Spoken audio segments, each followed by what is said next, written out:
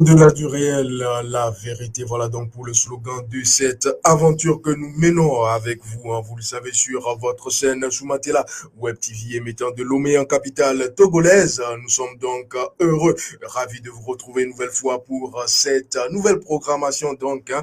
Vous le savez, Arcane au cœur de la lumière. Véritablement, vous aurez l'essentiel des connaissances puisque nous allons justement faire une nouvelle incursion, hein, à travers cette thématique dans le monde spirituel, équation spirituelle du succès. Pourquoi et comment réussir, justement, voilà donc la thématique qui va nous permettre d'ailleurs d'accueillir en ce nouveau jour notre invité qui nous vient de Washington. Donc, il s'agit donc de Maître Brana Benanea. Bonjour, bonsoir, Maître.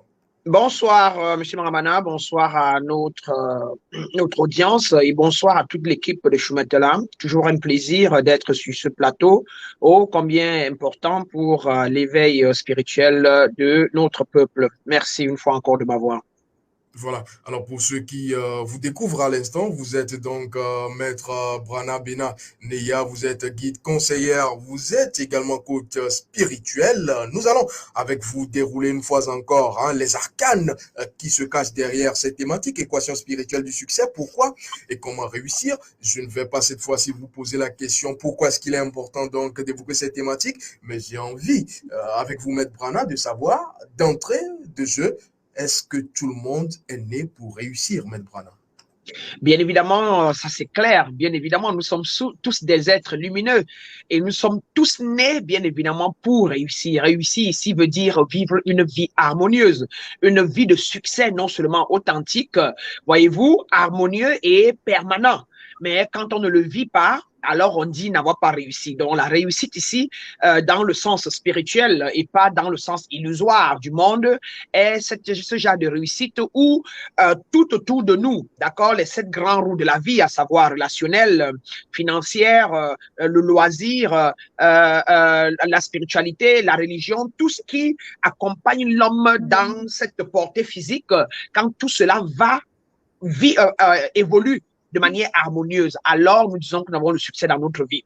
Donc, bien évidemment, tout le monde est né pour réussir. Et si quelqu'un n'est pas en pleine réussite et en pleine ascendance, en pleine élévation dans tout ce qu'il fait, mais il a beaucoup de problèmes répétitifs, etc.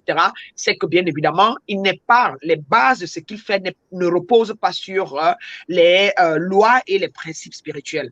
Monsieur Marabana, voilà.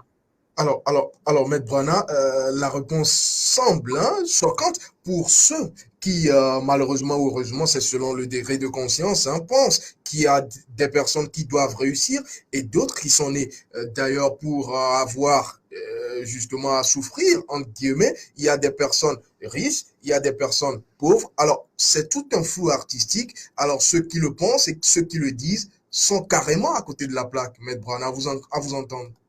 Mais bien évidemment, ils sont bien à côté de la plaque, c'est simplement l'ignorance.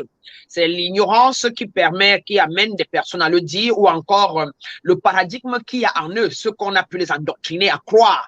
Ils ont certainement entendu quelqu'un dire ça, un membre de la famille, une religion, quelqu'un leur a dit ça pour les endormir. Et cela étant donc assis dans leur paradigme, dans l'ensemble de leurs croyances, ils peuvent donc avoir cette perception. Et quand ils ont cette perception, et cette vibration, cet état vibratoire en eux, bien évidemment, ils ne peuvent donc vivre pauvres ou encore vivre dans un état de manque et d'inquiétude.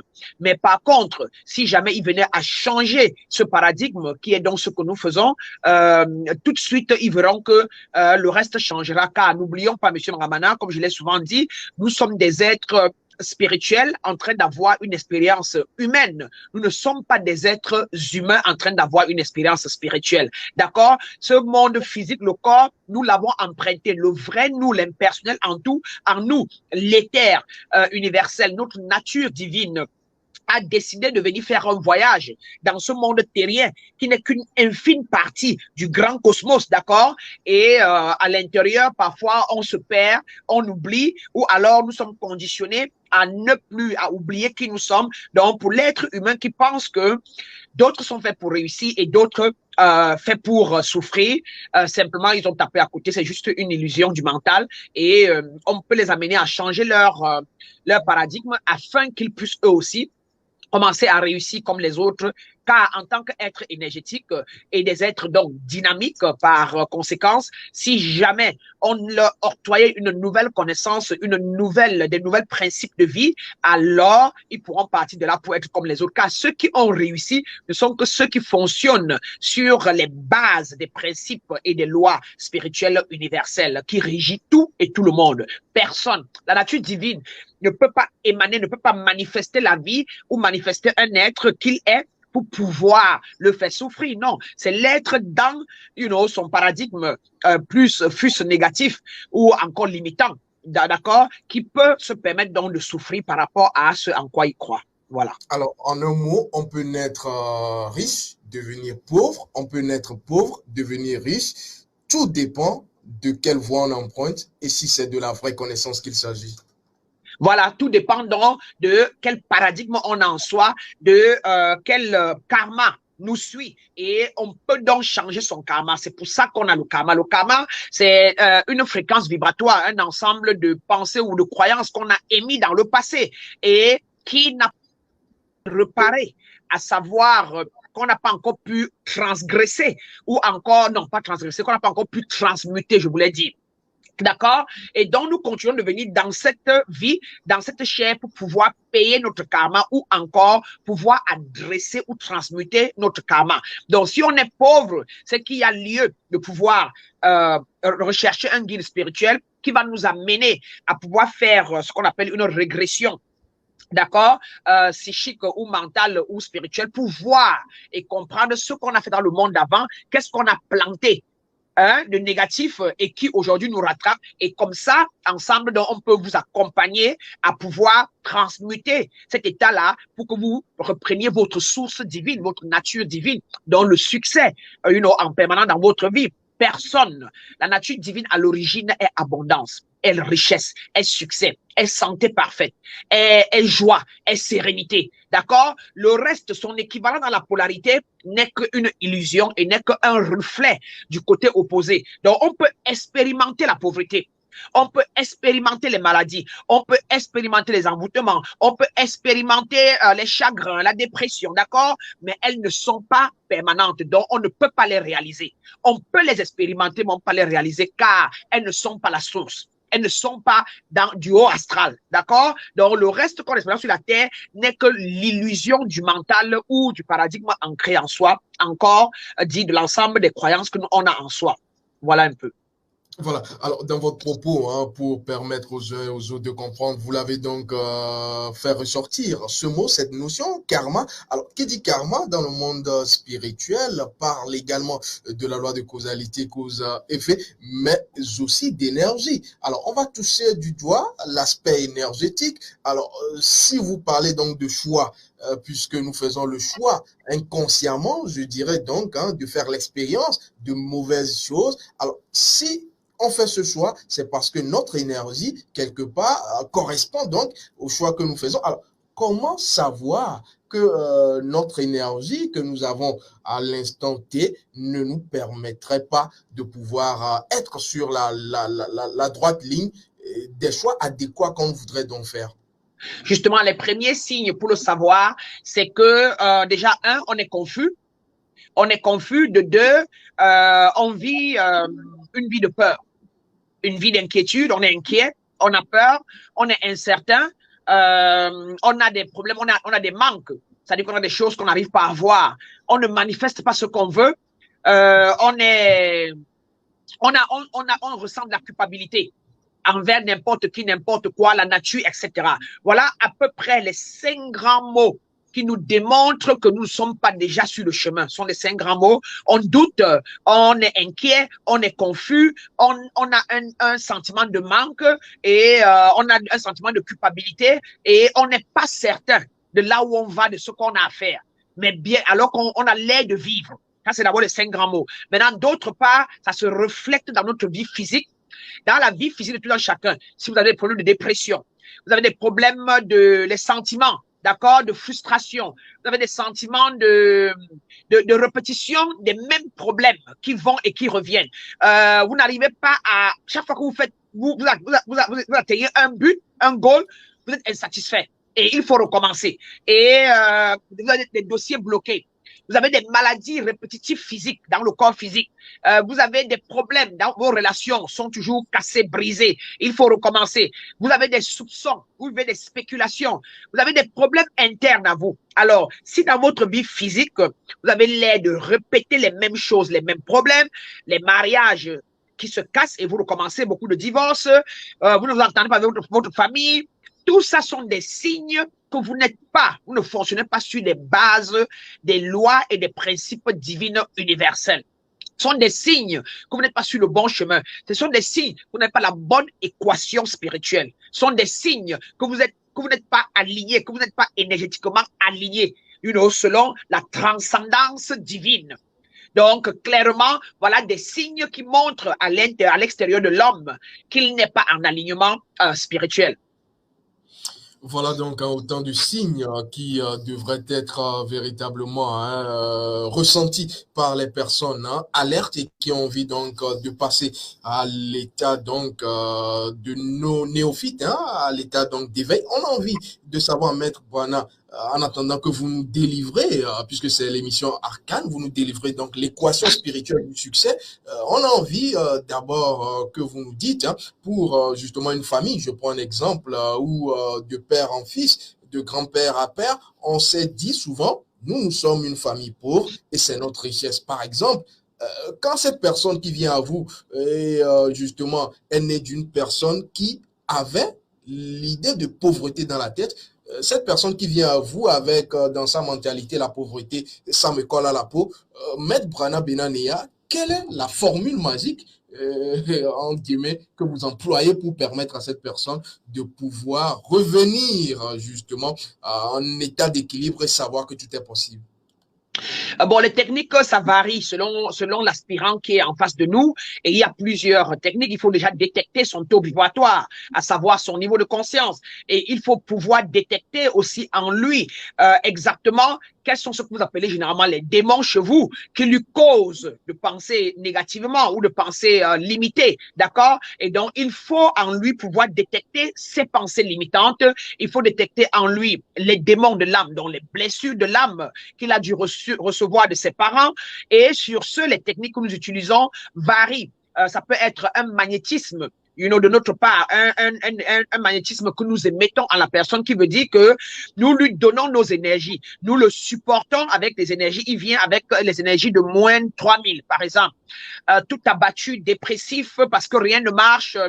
Il manque d'argent, la vie ne marche pas. Nous le magnétisons, d'accord, pour l'élever, pour déjà l'amener de l'état de moins 3000 et l'amener à vibrer plus 3000 ou alors plus 10 000. D'accord? C'est pour ça que nous restons élevés nous-mêmes. Nous restons dans les hautes sphères pour pouvoir continuer comment on appelle ça, de garder un taux vibratoire très élevé de manière qu'en face de nos patients ou de nos aspirants, nous soyons en mesure de leur donner une partie de nos énergies afin que tout de suite ils se rétablissent et s'équilibrent. Alors sur ce, il y a ça. Mais la première chose est souvent de détecter, comme je disais tantôt, déjà l'état vibratoire de la personne, son niveau de conscience, qui ici veut dire quoi? Veut dire quel est son niveau de son état de croyance? Qu'est-ce qu'il y a dans son paradigme? Qu'est-ce qu'il a appris et a accepté comme vrai, mais à sa naissance jusqu'à aujourd'hui? Comment l'a-t-on traité quand il était bébé, de 0 à 18 mois? Est-ce qu'on l'a rassuré? Est-ce qu'il est quelqu'un qui fait confiance aux autres? Est-ce que les parents lui ont appris à faire confiance? Est-ce que quand il pleurait, on le portait? Ce qu'on appelle souvent les blessures d'âme. De 18 mois à 3 ans, est-ce que quand il était curieux, on le laissait être curieux? On l'amenait à être curieux? Est-ce qu'on l'a amené à cultiver son imagination? D'accord? De 3 ans à 6 ans. Un enfant qui va à la crèche ou au jardin pour la première fois. Est-ce que ses professeurs l'ont bien reçu, ses maîtresses? Est-ce qu'il a été encadré et aimé? Ou alors, est-ce qu'on l'a cogné à la tête? Est-ce qu'on l'a bousculé? Est-ce qu'on lui a mal répondu la première fois qu'il a eu le contact avec un être à l'extérieur de la maison? Et alors, est-ce que vous arrivez à savoir tout cela en consultation avec une personne qui bien évidemment, vous arrivez bien évidemment, à justement jusqu'à son enfance? Bien évidemment. Il suffit que vous me dites, par exemple, quand vous êtes timide, ça veut dire que de votre âge on dit que vous avez le démon de 18 mois à 3 ans. On dit, oh, il a un démon. Voilà pourquoi quand nous disons que quelqu'un a 10 démons en lui, a 7 démons en lui, il s'agit des blessures de l'âme. Il s'agit de cette période de la vie où, selon son évolution, l'évolution de son âme dans son corps n'a pas été bien adressée. Donc, on a transgressé les lois et les principes divins à son égard. Donc, l'enfant de 0 à 18 ans ou à 21 ans, ayant des parents, et les parents devraient être ceux qui devraient recadrer sa conscience. D'accord? Alors, lui n'ayant pas de force et dépendant de ses parents, de 0 à 18 mois, voilà l'enfant qui pleure, il a faim, et les parents lui répondent, étant au salon, oh, tais-toi, tu pleures trop. Oh, je suis en train de travailler. Oh, arrête ça. Tout de suite là, l'enfant prend peur. Mais on ne sait pas, l'âme de l'enfant est comme l'âme du grand. L'âme de l'enfant est grande, mais sauf que l'enfant dans sa chair, d'accord, ne peut pas marcher, ne peut pas courir, ne commande pas. Et donc, cette âme-là prend un coup, car on vient de lui inculquer la peur et on vient de l'insulter. Ce qui est le contraire de lui inculquer le courage et de l'encourager et de l'aimer. Donc, du coup, il va donc enregistrer son âme va enregistrer la mémoire de la peur et du manque de courage et le manque de confiance. D'accord? Et donc, ayant donc les deux, donc à 18 mois, maintenant, de 18 mois encore à 3 ans, il rampe et il court pour aller toucher quelque chose. Le parent lui dit, arrête ça, tu viens de casser la table.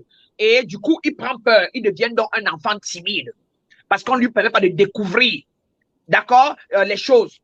Et c'est comme ça, quand il sera grand, quand il vient chez moi, quand les adultes de 40 ans viennent, je découvre en certains 7 démons. En d'autres, je découvre 3 démons. En d'autres, je découvre 4 démons. D'autres, un seul démon. Les enfants, d'ailleurs, qui ont grandi dans des familles ensemble et dont les parents, les 2 parents, étaient bien éduqués avec conscience de ce que c'est que l'âme, ces 2 parents, généralement, ces enfants n'ont pas de blessure d'âme parfois et parfois, ils n'ont qu'un seul blessure d'âme. Une seule, peut-être l'âge de 17 ans, où il n'a pas eu à aimer les filles de son âge, d'accord? Et donc, quand il arrive, c'est un enfant qui, je vous en prie, est ce qu'on appelle FPD, c'est-à-dire qu'il couche il fait de la pédophilie, non seulement sur les enfants, il aime les petites filles, c'est-à-dire que c'est un homme de 50 ans, mais qui aime les petites filles de 17 ans, parce qu'il n'a pas joué la vie, il n'a pas eu cet encadrement féminin. Alors, à vous écouter, vous mettez le doigt là où ça fait mal, parce qu'en réalité, aujourd'hui, on a un phénomène d'homosexualité. Est-ce que ça veut dire que c'est une blessure d'âme, bien évidemment, c'est une blessure d'âme, tout comme ça a 2 succès. Soit c'est une blessure d'âme, soit c'est un karma. C'est un karma ou une blessure d'âme. Qui veut simplement dire que dans le monde d'avant, par rapport au karma, ça peut être quelqu'un qui peut-être il était garçon dans le monde d'avant, mais qui a développé beaucoup de trucs féminins, a passé beaucoup de temps avec les femmes dans son monde, était entouré et donc ils lui ont inculqué beaucoup de féminité. D'accord? Et quand il renaît dans ce monde, il vient avec beaucoup d'énergie féminin, bien qu'il naît avec un bâton devant, comme on saurait dire. Mais alors, donc, toute l'énergie en lui est beaucoup plus féminine que masculin. Et donc, parfois, voilà pourquoi il change. Et en tant qu'homme, il n'aime que les hommes. Ou alors, en tant que femme, elle n'aime que les femmes. Maintenant, du côté, par contre, où depuis l'enfance, si on l'a reprimandé, peut-être en tant que garçon, il voulait faire pipi à 2 ans ou 3 ans et le parent ne lui a pas expliqué. Peut-être qu'il s'est demandé pourquoi il a ça et sa sœur a plutôt voyez-vous, le vagin et lui plutôt ceci. Il s'est posé les questions, il n'a pas répondu et il a été curieux et en même temps on le tapait beaucoup, qu'on le tapait sa sœur. À un moment, il peut donc développer une frustration telle que peut-être c'est le fait que j'ai ce bâton devant, moi à 2 ans, et celle-là est différente. Peut-être c'est pour ça qu'on me tape beaucoup. Et donc, du coup, il devient frustré et depuis l'enfance, il commence à développer, il faut que je sois comme elle. Pourquoi j'ai ça devant? Pourquoi? Et il ne peut pas aller à... Voilà. Et donc, en grandissant, il y a un paradigme qui se construit en lui, selon laquelle il est menacé et il se renferme sur lui, il se meurt. Et voilà pourquoi, étant grand, il est attiré par des femmes qui ont donc des trous, alors que lui, il est homme.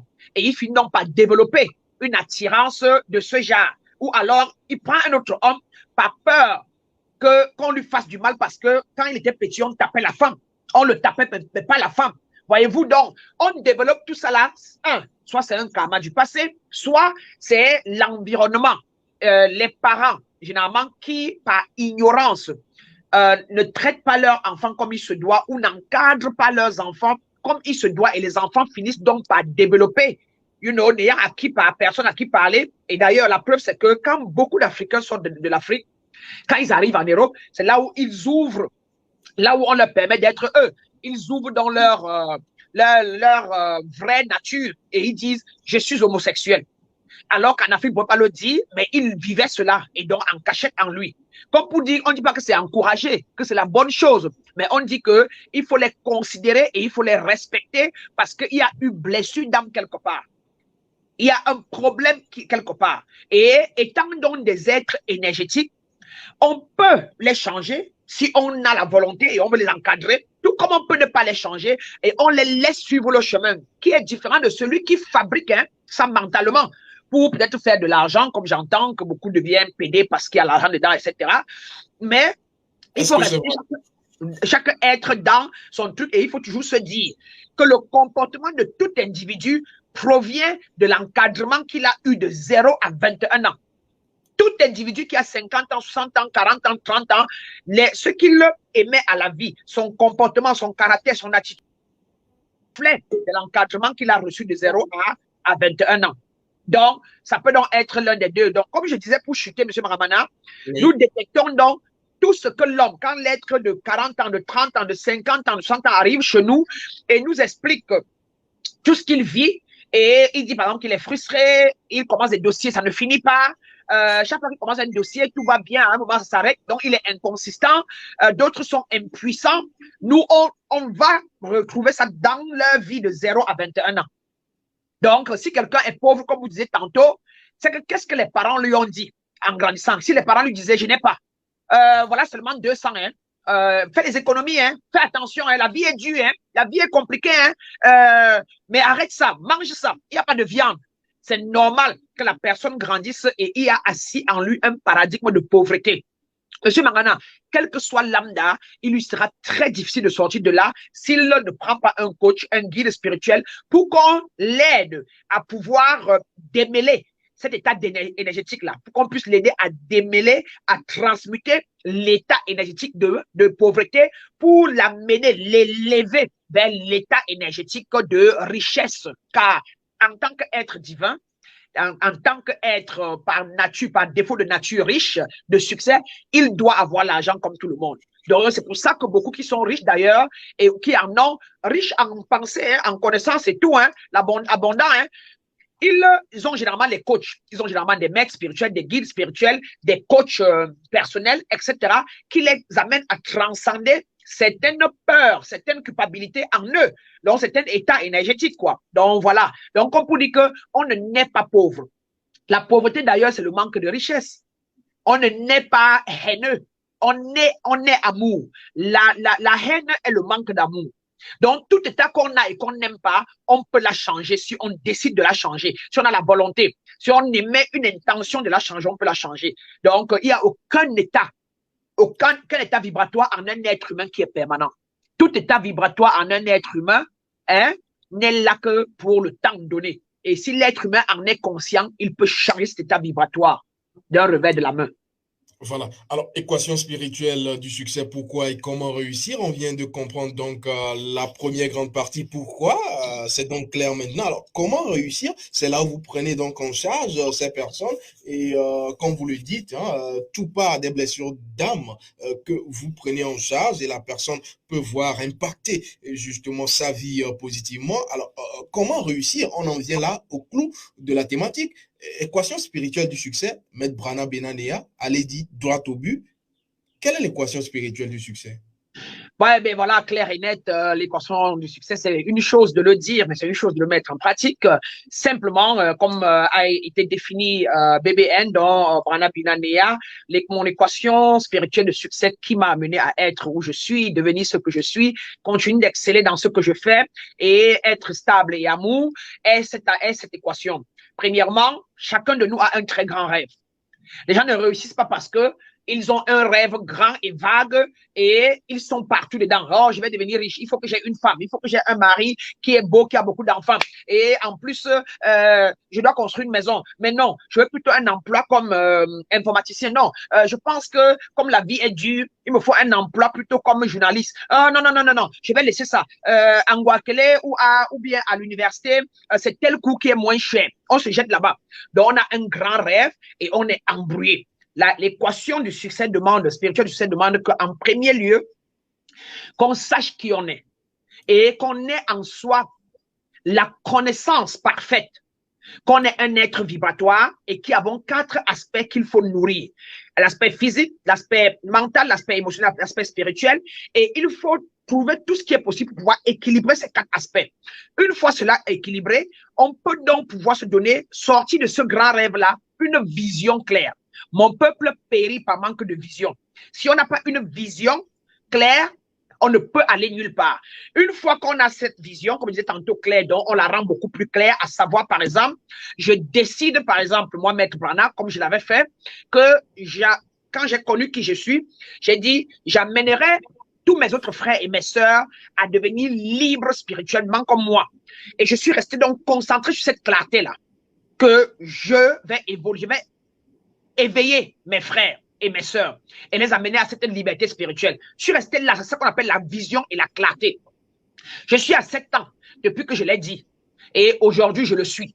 Et je continue de poursuivre mon chemin. J'ai dit, je mettrai des centres spirituels partout dans les pays d'abord francophones et après anglophones, d'abord de l'Afrique et après dans le monde. Et je serai connu comme maître spirituel qui a changé et qui a amené beaucoup d'âmes à changer de paradigme et ont retrouvé la liberté. C'est ce que j'ai commencé. Je l'ai fait au Cameroun, je l'ai aux États-Unis et je suis en train de la mener dans d'autres pays. Vous êtes là, vous êtes au Togo, on en parle déjà. Vous êtes mon porte-parole. Vous aurez d'ici 2023, que nous venons mettre un centre là-bas. D'accord? Donc, voilà une vision claire. Quand on a une vision claire, on sort de là une clarté et ce que j'ai fait, après ça, il faut planifier. Dans la planification, dans l'équation, c'est, si vous voulez, je vais finir, c'est le rêve, du rêve, on sort une vision, de la vision, on planifie, on a la clarté, de la clarté, on planifie, de la planification, on exécute, après la planification, après l'exécution, on reste consistant, quel que soit lambda, et après la consistance, on est persistant. Qu'on le veuille ou pas, à la fin de cette équation, on a des résultats, on a le résultat escompté. Donc, comme je disais tantôt, dans la planification, c'est là-dedans qu'on voit si est-ce qu'il faut qu'on s'entraîne, est-ce qu'il faut qu'on prenne des coachs, est-ce qu'il faut qu'on se forme nouvellement en quelque chose qu'on n'a pas. Il faut qu'on trouve l'argent où, quelle est la structure, où il faut commencer par quoi. Et une fois qu'on a mis tout ça en place, on a payé ce qu'il faut, on a géré ce qu'il faut, on commence à exécuter. Après l'exécution, c'est vraiment prendre action radicalement. Pour pouvoir changer son paradigme et croire à cette nouvelle chose, il faut prendre action radicalement, en pensée, en parole et en action. Et après, il faut rester consistant, quel que soit lambda, parce que dans toute chose, quand on veut faire ce qu'on n'a jamais fait, quand on veut causer, quand on veut avoir un effet qu'on n'a jamais eu, on doit pouvoir causer des effets qu'on n'a jamais causés. Donc, il faut faire des choses qu'on n'a jamais fait. Et ça devient compliqué. Et c'est là où on a souvent ce qu'on appelle les tentations. Et il faut se maintenir. Et il faut donc être persistant. Et à la fin, on aura le résultat escompté. Alors, ça, c'est une chose. Maintenant, spirituellement, c'est quoi l'équation du succès spirituel? Ça, c'est déjà ça. Mais alors, il faut émettre une intention claire à l'univers. Et il faut non seulement émettre l'intention claire, et il faut visualiser. Il faut donc rester connecté aux hautes sphères et laisser aller cette vision avec clarté là à l'univers afin qu'elle aille nous trouver des ressources qu'il faut et nous les ramener. Et nous devons nous asseoir en position de réceptivité au quotidien pour pouvoir voir les signes, lire les signes de réponse de ce que l'univers nous a renvoyé en matière de ressources physiques, ressources professionnelles. Est-ce que vous êtes en train de dire que c'est nous qui commandons à l'univers? Bien évidemment, nous sommes les maîtres de notre destin, nous sommes les maîtres de l'univers, nous sommes des dieux. Je le dis toujours et je le répète. Et la preuve, c'est que ce que chacun de nous est n'est que la conséquence ou le reflet de ce qu'il a émis en pensée et en parole et en action. C'est toi, M. Mangamana, je vous en prie. C'est vous qui avez dit que vous voulez vous asseoir là pour me faire des interviews aujourd'hui. Vous êtes assis là. C'est vous qui vous avez dit que vous devez vous habiller en bleu. Vous êtes habillé en bleu. C'est vous qui avez décidé de créer la chaîne Choumatela. Vous l'avez créée. Et de même, supposons que vous gagnez aujourd'hui 1 million de francs CFA par mois dans votre chaîne. Mais c'est votre niveau de croyance. Le jour où vous décidez de gagner 10 millions de francs CFA, si vous respectez cette équation que vous avez donnée là, vous verrez qu'au bout de 2-3 ans, vous allez arriver à 10 millions de francs CFA par mois ou par an. C'est l'homme qui définit ce qu'il veut et c'est l'homme qui commande. C'est ce pouvoir naturel qu'on a en nous. Et c'est cette capacité. Mais quand on n'est pas lié, quand on n'est pas connecté à notre nature divine, il est donc évident et clair que nous finirons par subir la nature, par subir les pensées des autres, par subir les rêves des autres, par subir ce que nous appelons généralement le pendulum. Donc, à savoir la pendule. La pendule de la vie qui est que tout ce qui est autour de nous, si elle est négative, nous tombons dans la négativité. Mais quand on a conscience de soi, de ce qu'on est, le vent, la tornade peut tourner autour de nous et nous restons zen au milieu de la tornade. Ou encore, nous balayons la tornade et la guidons là où nous voulons pour rester naturel en nous. Donc oui, nous sommes les commandeurs et nous sommes les maîtres de notre destin au travers de nos pensées, nos paroles et nos actions. Et ceci prend source dans notre paradigme. Et parfois pour arriver là, Monsieur Maramana, il faut tuer les démons en nous. Il faut se défaire des démons en nous, il faut se défaire des pensées limitantes, les pensées qui limitent l'esprit, d'accord? Il faut se libérer de ce fardeau du passé, il faut se libérer du karma de la famille, du karma familial, donc les récurrences générationnelles là, négatives, etc. Dès lors qu'on sait qui on est, on peut mettre en œuvre pour y arriver. Voilà là où on a souvent recours à un guide spirituel ou à un maître spirituel pour pouvoir faire la démarche de transmutation énergétique en soi. Voilà. Alors, vous avez bien fait de chuter par là parce qu'en réalité, l'essentiel, tout repose. Le socle véritable, c'est donc la connexion à cette nature divine que nous sommes. Et c'est là où beaucoup également cherchent la véritable solution. Et je crois bien fermement que vous l'avez cette solution puisque vous êtes la fondatrice donc du Centre d'éveil du pouvoir divin. Et aujourd'hui, il y a plusieurs programmes qui sont véritablement implantés à travers ce centre. Déjà, que proposez-vous à ceux et celles qui voudraient bien développer cette nature divine pour désormais être permanemment en pleine conscience? Très bien. Nous proposons nous avons plein de cours, mais nous avons non seulement les cours, mais des séances de magnétisme, des sessions de consultation, déjà, et les sessions de thérapie, tant énergétique que mentale, etc. Donc, pour la déprogrammation, donc déconstruire, déprogrammer tout ce qu'on ne veut pas, déprogrammer les fréquences vibratoires de pauvreté, fréquences vibratoires d'inconsistance, déprogrammer des fréquences vibratoires de frustration, de manque de connaissance de soi pour ramener les gens, dans les fréquences vibratoires hautes, à savoir les fréquences de connaissance de soi, de richesse, d'acceptation, etc. Et donc, il y a le programme d'éveil spirituel du soi authentique avec son premier qui est celui de la découverte de soi, le déblocage et purification qui amène l'homme véritablement à non seulement découvrir là où il était bloqué, ses démons, les débloquer et pouvoir finalement arriver à la vie dans une connaissance extrême ou claire de soi. Et de là, partant de là, purifiés de chez nous, ils peuvent reprendre leur destin en main avec la maîtrise des lois et des principes divins universels, avec des codes de la vie pour pouvoir enfin jouer cette vie-là. Jouer ce jeu de la vie là sans plus jamais se casser les dents et comme ça pouvoir créer un succès non seulement authentique, harmonieux, mais surtout et surtout permanent. Voilà. Voilà, c'est donc clair, je crois bien qu'on a l'essentiel. Reste peut-être, pourquoi pas avoir les contacts pour ceux qui voudraient donc vous joindre et voir dans quelle mesure participer donc à ces cours. Quels sont les contacts? Oui, là, déjà, par rapport à, on peut me joindre par WhatsApp à Washington au +1 301 841 56 34. À défaut, par mon numéro des États-Unis, du Cameroun, je vous en prie, au +237 659 25 62 25.